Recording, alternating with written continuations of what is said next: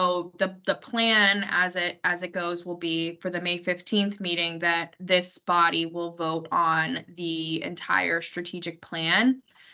So I'll talk a little bit more about the details of how we'll get into that in a moment. But today, what I wanted to start by saying is, first of all, that our working groups have been very helpful. We've received a lot of feedback from the plan. We've made a lot of changes. It's been, I would say, very productive.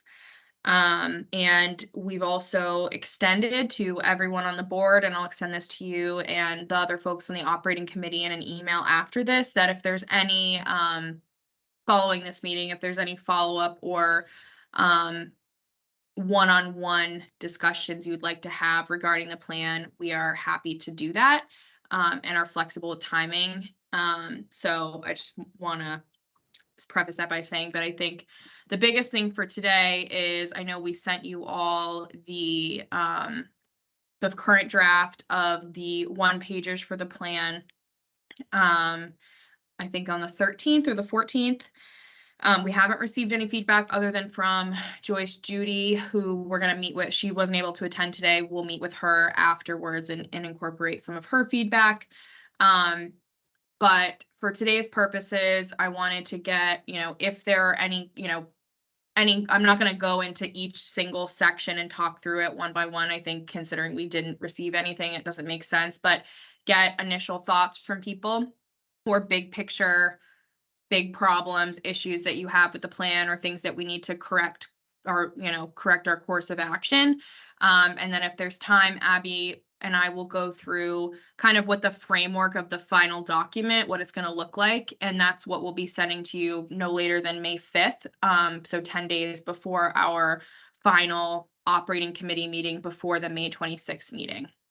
Our intention for the May 26th meeting is not that it is a working meeting. It is, we as a committee are presenting what we've put together for the strategic plan based on working groups, based on one-on-one meetings, based on full board meetings, based on breakout sessions, so that everyone is on the same page about what's happening and can take a vote. I think by that point now, everyone's had their hands in this in some way or another, and I think we've done a good job at incorporating literally every single piece of feedback we've received from folks. And so our mission really is that, in the next couple of weeks before the May 15th meeting, we want to make sure that everyone here is very comfortable with what we're going to put forward as a board. So now is the time to dial up, not necessarily in this meeting, but now is the time before that meeting to dial up any concerns you have so that we can make sure they're addressed. And that what we come to the full board with, we can say the operating committee supports this. This is what we've come to you with. Let's please take a vote. Because as you all know, it's impossible to get 50 people in a room to work on one document together.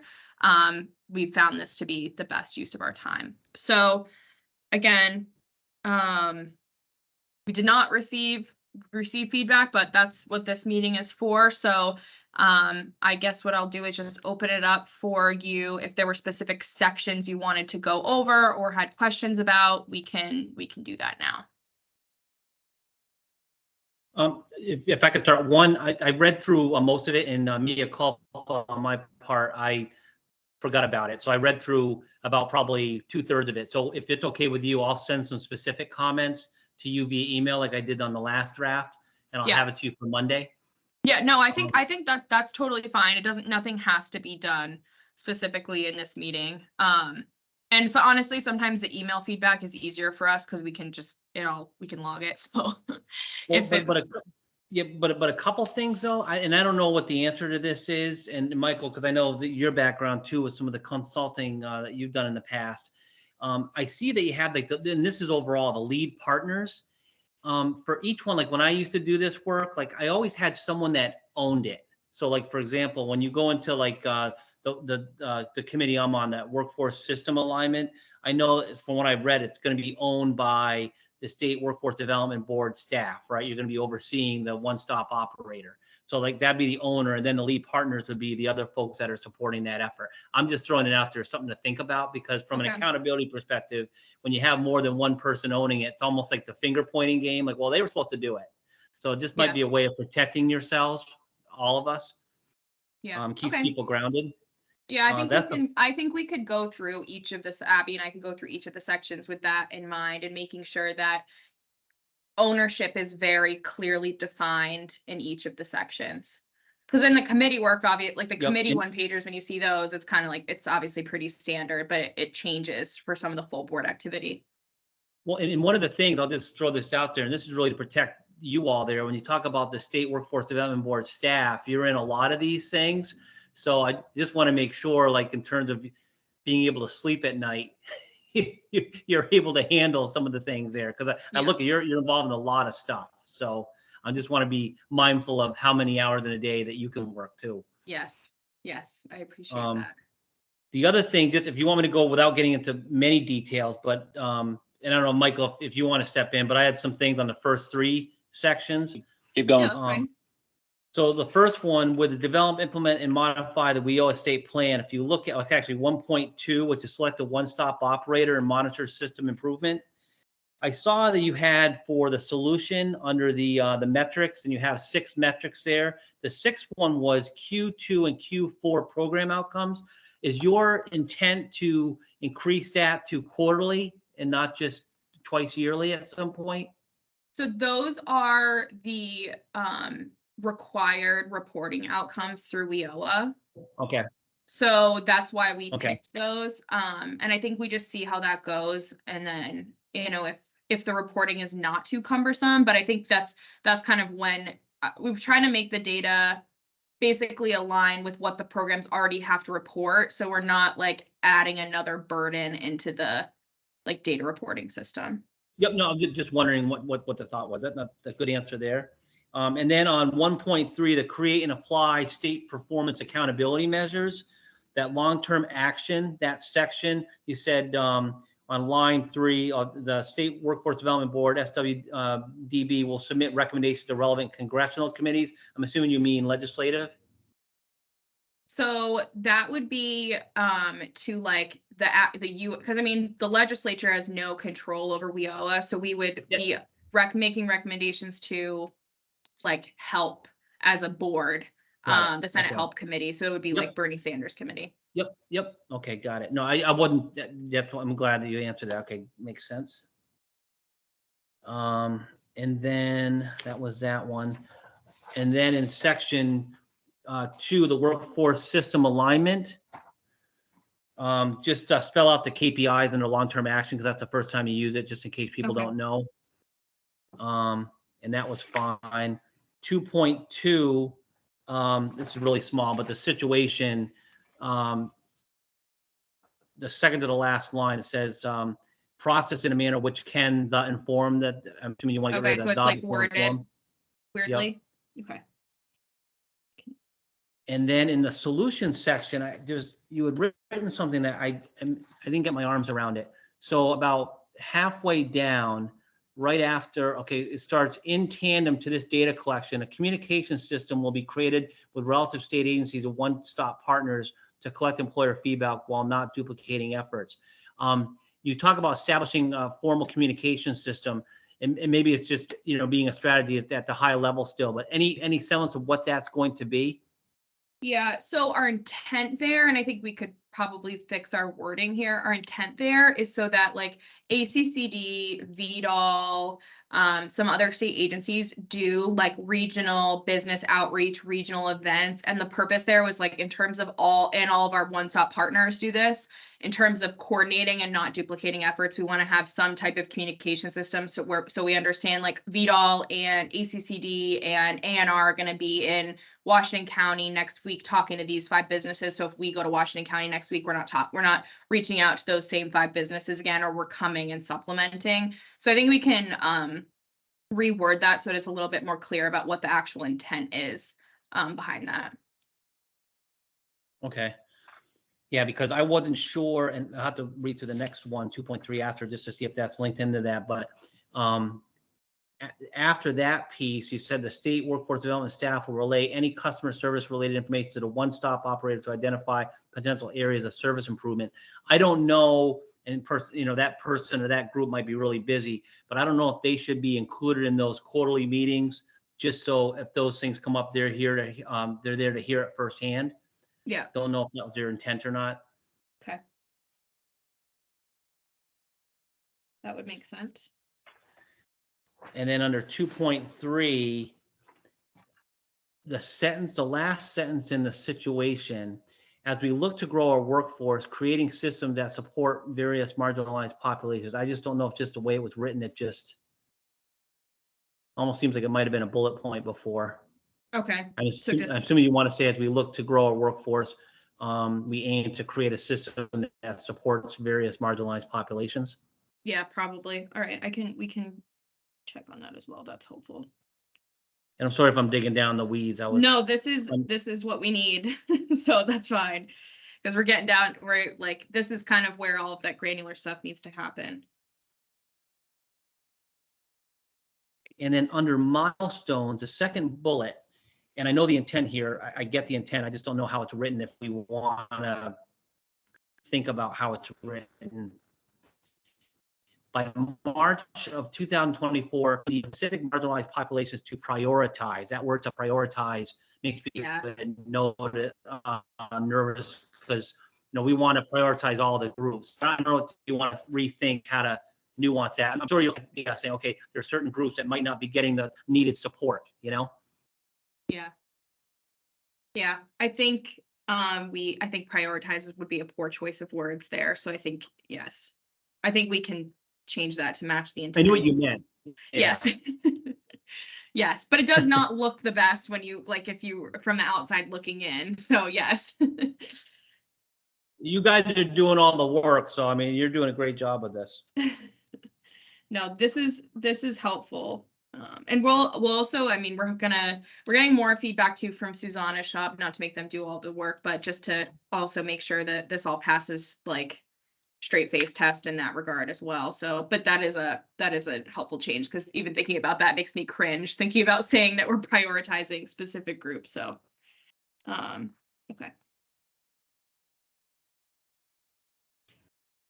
And 3, I'm still flushing out some stuff, but Okay. like something basic. And again, some of the stuff you're gonna say, forget it, Loso. But when you're going through that situation for 3.1, solicit and apply workforce board policy input, I don't know if it's needed to talk about what the membership composition is in there. I don't. Okay. It's up to you. It doesn't matter. It doesn't take anything away. Yeah. Or I mean, for sure, but. Okay. We'll take a look at that. And then like when you have, so, and I guess, and I should have written a note clear, but what I was thinking about when you talked about the communication systems, you're getting it for the one-stop shop operation, and you're meeting with various groups to get input, from employer groups and so forth. Would that system that you're talking about, that communication system, would that encompass all those different ways of getting communication in instead of having two disparate systems? Because that would be my recommendation. Yes, it should be coordinated. What we're hoping to do here is that everything is like operating in sync, and that we're able to like cover our bases better. Because I think just based on fulfilling our singular, maybe like the most basic purpose for us is kind of like the convener and the coordinator. I think like Abby and I, there are times where we've reached out to businesses in an email form or in person, then like the ACCD does something similar, and like VDOL's doing something similar. And I think just making sure that like all forms of communication are working in tandem. And I'm sure the businesses appreciate being reached out to by like 5 different people, but also at the same time, we want to make sure we all look like we're moving in the same direction and getting the same feedback. And then also like what Abby and I glean from a meeting, we can share with all these other partners, and they vice versa. So we all have kind of like more information, like it's a richer source of information. So yes, all forms of communication, like working in tandem. Okay. I think that one stop is going to be important because a lot of employers, and I use myself as an example, when I'm looking for someone, I'll get an email because now I have my indirect contacts through like CWS or Hireability. They have these component organizations that work with them. So sometimes I'll get folks that are from Hireability. Sometimes they'll get it from another organization that works with Hireability. So from an Right. employer perspective, when you're thinking about putting that communication mechanism together, if there's one spot we can go to, then it'll be easier also to be able to communicate back what some of our needs are, what we're seeing.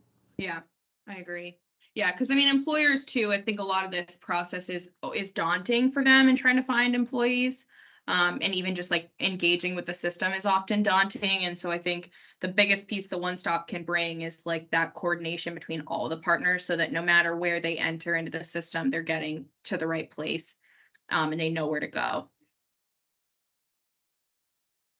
Yep.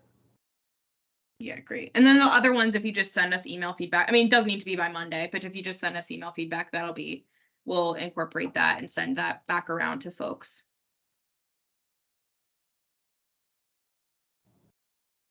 All right, well, the other general, like, I guess talking about big issues with the plan, general, corrections or things that we need to change. It's kind of like in terms of the framework and the structure, this is really the last time we can kind of like start to pivot. But the next couple of weeks will be really kind of down and dirty in the details of making changes. Is there going to be like some type of formalized governance structure set up for decision making based off these strategies? Yes. I mean, that'll be we'll probably have to spell that out in each of the and obviously who's responsible for for these things, but in the beginning, Abby and I will go through like what the framework of the plan is. We'll talk about a little bit more clearly like where each of the roles sit. And then there might be a couple things that we'll bring to this group in the next operating committee meeting about some bylaw changes about like when we would review this plan on a yearly basis, just to like make sure it still aligns or we don't need to make edits, and then like what the process would be for creating a new one, and some of those other like decision making points, like putting them into the bylaws directly. So those will be things that we'll be bringing to you all, just so it's a part of the process. And whether or not we decide to like scrap the whole plan at some point, those will be kind of baked into our like board's bylaws and actions. Yeah, because if there's stuff that comes through like the operating committee, for example, I know with the full state workforce development board, I think, what is it, 51% business community, and then the rest would be from those other state entities. It'll be representation on the operations committee or operating committee. I don't know the answer. Yeah. Okay. Yeah. Yeah. So there's definitely some of the. Oh, go ahead. I was going to say, because that showed that it's customer driven, right? Right. Go ahead, Commissioner. I was just going to add, whoever's making the edits, Chris's edits, can you just recirculate a new draft, or we can go to if it's on Teams, we can go to the Teams, but I want to take another look after we update the doc. Yes, happy to. Yeah, but Mike, with my comment, do they make sense, or like they seem relevant, or? Yep. I don't want to create work. Me, they did. Okay. No, they're great. We appreciate it. Okay, so with that, Abby is just going to pull up her screen, go over kind of like what the final product is going to ultimately look like and what we're working on right now to put together.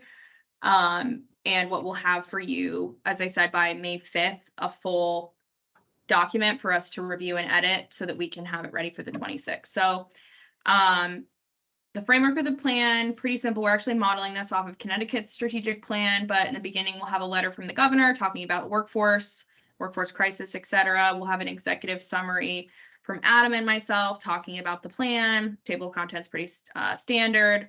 We'll do similar to the WIOA state plan, kind of like a current workforce landscape, but it'll be focused on the challenges we face, the opportunities that we have, the strengths that we have, some of the most important data that's driving why we do what we do, and talk about why these are the priority areas for the plan itself. And then we'll have like a general kind of like the general vision, mission, goals, and approach to the plan as its own category. And then we'll have each of the main categories of subsections in there, which we will be circulating. We have like a it's similar similar in format, I guess, to the governor's overall strategic plan where it's like laid out in a graphic. We have created that. We're just making some edits to it where it's basically like strategy 1.1, here's the milestone, 1.2, here's the milestone, like, so you can see all of that laid out based on by the categories. And then we'll go into the 1-pagers for each section. And then we'll have the 1-pagers for each committee that have their own, and then an appendix, which is obviously as needed for any additional documents that are going to go into the plan. And we'll package it all up and make it nice and beautiful for you all. And that will be ultimately kind of our guiding document. Any thoughts there or things that you feel like we need to include?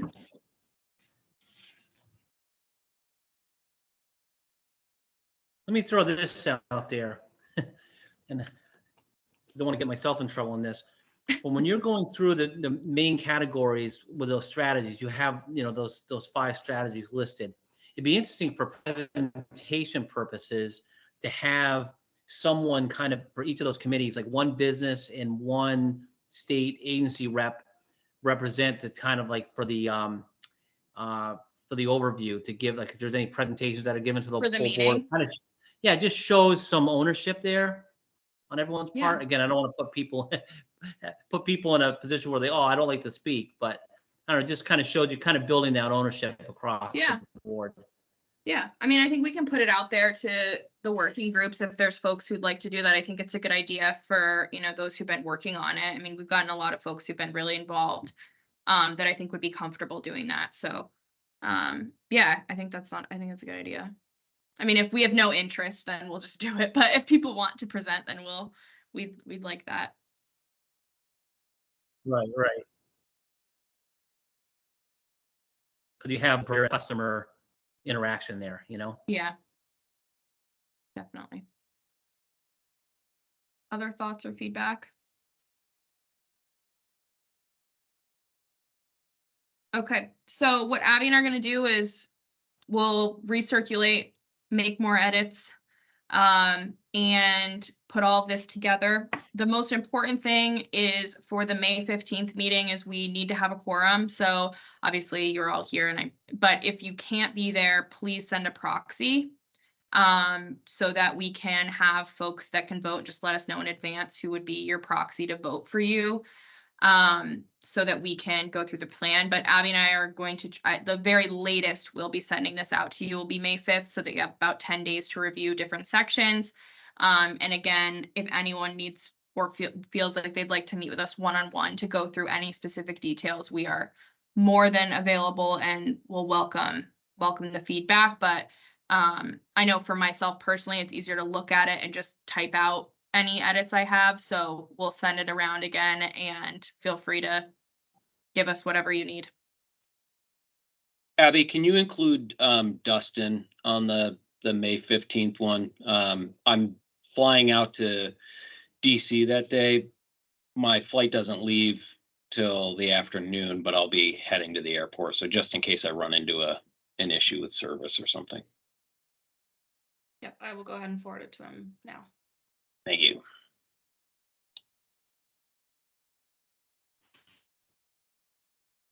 All right, well My then proxy, I'll be drinking a lot of wine, so you won't want me calling in from. we'll just be really jealous. But enjoy your vacation.